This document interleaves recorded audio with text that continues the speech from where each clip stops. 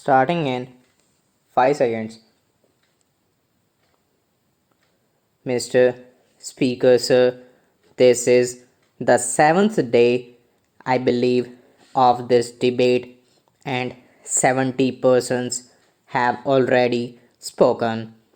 I am the 71st in the long procession. I have been hesitating whether I should take up the time of this house in this marathon race. I might straight away say that I am not greatly interested where a particular state boundary is situated, and I find it very difficult to get passionate or excited about it. I have my preferences naturally, but it does not make much difference to me where the internal boundary of a state is drawn. Infinitely more important is what happens on either side of the boundary, what happens within the state, and what happens to people inside a particular state who may linguistically or in any other sense form a minority. Once we lay down these basic principles correctly and act up to them, then the vast number of problems and difficulties and legitimate grievances that arise will automatically disappear. I may tell the House that I am not speaking specifically in my capacity as Prime Minister or on behalf of government, and I am not going to make any epoch making pronouncement. We in government have been considering this report and other matters that flow from it for the last many weeks, and we shall continue to consider them till we come up to this house with our recommendations. Therefore, it will not be proper for me or for any other member of government to speak in any tune of finality about this matter, but I may give expression to my own inclinations in regard to the recommendations of the report and the other suggestions that have been made. One thing I should like to say is that I have regretted very greatly certain criticisms that have been made in the press against the Commission. One can criticize the Commission's recommendations, of course, but to bring a charge of unfairness is itself unfair. It is the kind of approach which will make such work much more difficult hereafter. We choose eminent men, they take a great deal of trouble and tell us what they think about the problem.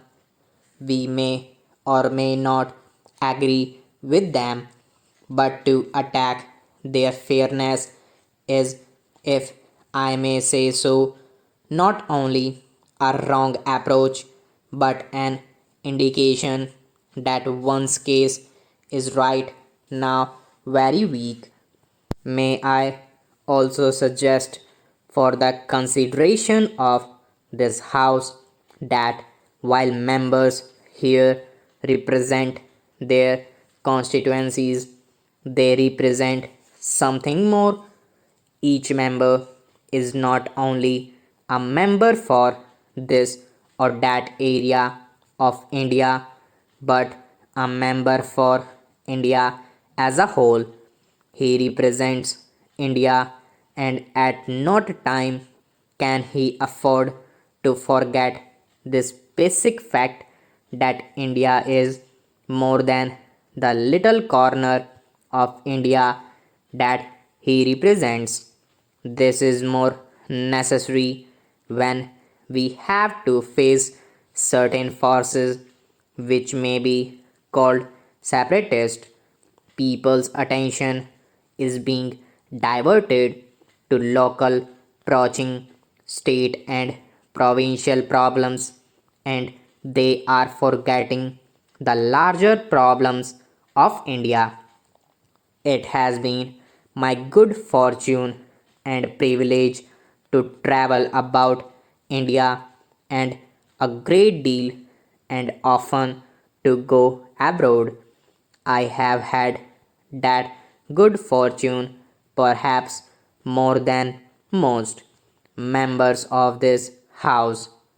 As a result, I am constantly compelled to think in larger terms, not only in our national terms but in international terms. I see the picture of India in that larger context. Perhaps my travel has helped me to see events in the true perspective. As I travel about India, I feel excited by its moving drama.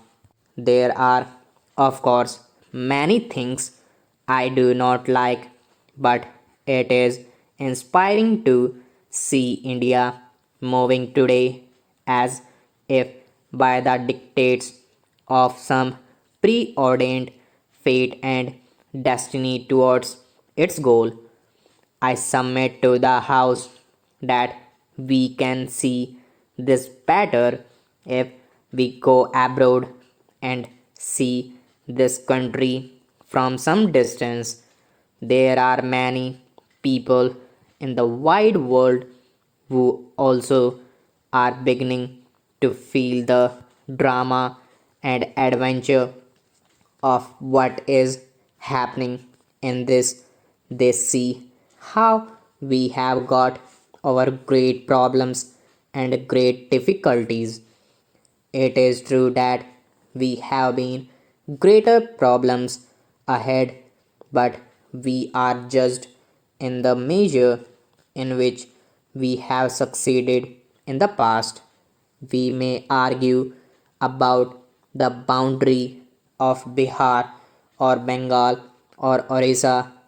We may regard the question as important, but the word important is a relative word. There may be things which are more important, and we must not lose ourselves in passionate excitement over the boundary of a state. We must take a total view of India. We must, by constitution, convention, or otherwise, guarantee that a person, whether he lives on this side of the border of a state or the other, will have the fullest rights and opportunities of progress according to his own way. That is my approach to this matter. But I feel that this larger outlook is sometimes lost sight of. This should not be done for larger national interest. Stop.